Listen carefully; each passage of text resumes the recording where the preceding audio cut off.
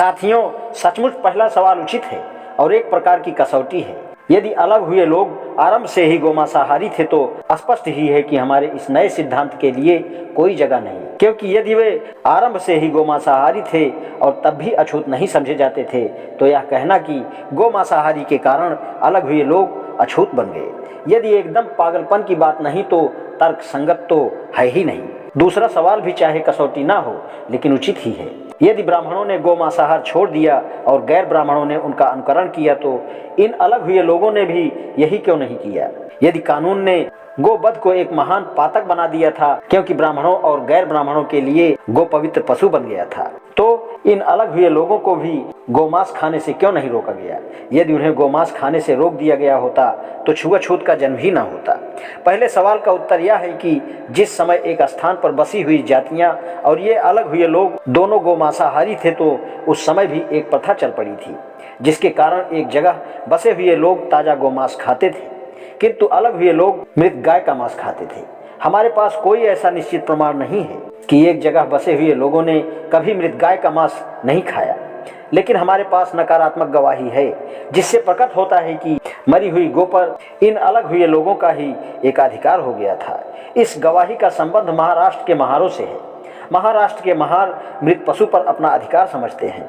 अपने इस अधिकार को वे गांव के हर हिंदू के मुकाबले पर सिद्ध करते हैं। इसका यह अर्थ हुआ कि कोई हिंदू अपने निजी मृत जानवर का मांस भी नहीं खा सकता, उसे यह महारों को ही सौंप देना पड़ता है। यह केवल इसी बात को कहने का एक दूसरा ढंग है कि जब गोमांसाहार एक सामान्य प्रथा थी तो महार मृत गौमांस खाते थे और हिंदू ताजा गोमांस। अब केवल एक ही सवाल पैदा होता है और वह है, जो बात वर्तमान के लिए सत्य है क्या वही अतीत के लिए भी सत्य है? क्या यह बात जो महाराष्ट्र के लिए सत्य है समस्त भारत में बसे हुए दलों और अलग हुए लोगों के बीच के संबंध का एक उदाहरण माना जा सकती है?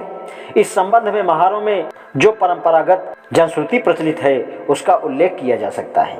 उनका कहना है कि विदर्भ के मुस्लिम राजा ने उन्हें 52 ऐसे अधिकार दे रखे थे जो दूसरे हिंदुओं को अप्राप्त थे। यदि स्वीकार कर लिया जाए कि वे अधिकार उन्हें विदर्भ के राजा ने दिए थे तो उस राजा ने उन अधिकारों को पहली बात तो जन्म दिया नहीं होगा, वह दूर अतीत से चले आए होंगे। राजा ने उन्हें केवल स्थिर कर दिया होगा। इसका अर्थ हुआ कि इन अलग हुए लोगों के मृत पशुओं का मांस खाने और इन जगह बसे हुए दलों के ताजा मांस खाने की प्रथा प्राचीन समय से चली आई है। इस तरह की प्रथा का प्रचलित हो जाना अत्यंत स्वाभाविक है। जो लोग एक जगह बसे थे वे धनी थे, खेती और पशुपालन उनकी जीविका के साधन थे। ये अलग हुए लोग भिखमंगों की जाति के थे, वे जिनके पास जीविका का कोई साधन नहीं था और एक जगह बसे हुए लोगों पर ही हमेशा निर्भर करते थे। दोनों के भोजन का मुख्य अंश गोमांस था। एक जगह बसे हुए लोगों के लिए यह संभव था कि वे भोजन के लिए किसी जानवर का वध कर सकें क्योंकि उनके पास पशु थे। ये अलग हुए लोग ऐसा नहीं कर सकते थे क्योंकि इनके पास एक भी पशु नहीं होता था।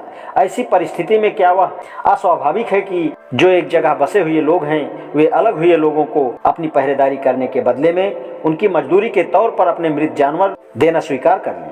निश्चय से नहीं। इसलिए यह बात निश्चय पूर्वक मान ही ली जा सकती है कि दूर अतीत में सब जगह बसे हुए दल और ये अलग हुए लोग दोनों गोमांस खाते थे, तो उस समय एक जगह बसे हुए दल ताजा गोमांस खाते थे, दूसरे मृत गौ का मांस। साथ ही यह बात भी कि यह प्रथा समस्त भारत में प्रचलित थी, न कि केवल महाराष्ट्र में ही। यह पहली आपत्ति का समाधान हो सकता है। अब दूसरी आपत्ति लें। गुप्त राजाओं ने गोवध के विरुद्ध कानून बनाया था। वह उन लोगों के लिए था जो गोवध करते थे। वह अलग हुए लोगों पर लागू नहीं होता था क्योंकि वे गोवध नहीं करते थे, वे केवल मृत गाय का मांस खाते थे। उनका आचरण गोवध निषेध के कानून के विरुद्ध न पड़ता था, इसलिए मृत गाय का मांस खाने की प्रथा जारी रहने दी गई। यदि यह मान लें कि ब्राह्मणों तथा गैर ब्राह्मणों के गोमांसाहार छोड़ने का संबंध अहिंसा से था तो इनका यह आचरण अहिंसा के भी विरुद्ध नहीं था। गोवध करना हिंसा थी लेकिन मृत गाय का मांस खाना हिंसा नहीं थी।